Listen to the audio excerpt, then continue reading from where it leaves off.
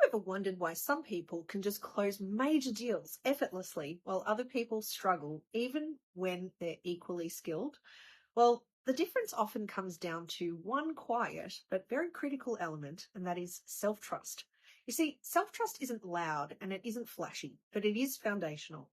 It's what allows you to walk into negotiations or high-stakes meetings with calm confidence, even when the stakes are high. But here's the thing.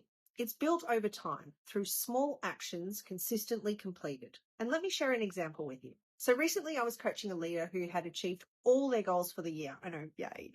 Ahead of schedule. Instead of celebrating, they began to start to doubt themselves, and their motivation, even their team's morale, began to dip.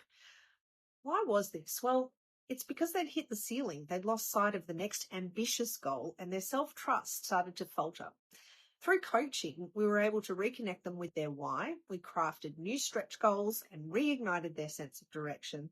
And with that clarity, their self-trust returned, and so did their ability to lead and inspire their team. So here's one small action that you can take today to strengthen your self-trust. Just think about one task or one goal that you've been putting off and break it down into a single manageable step and commit to completing it by the end of the day.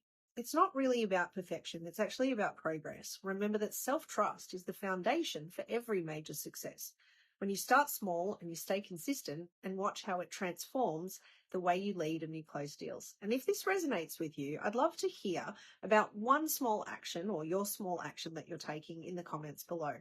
Let's build that quiet power of self-trust together. And until we meet again, it's 𝗀𝘀𝗃𝗶𝗹𝗶 from Life Puzzle. Be well and be empowered. Bye for now, team.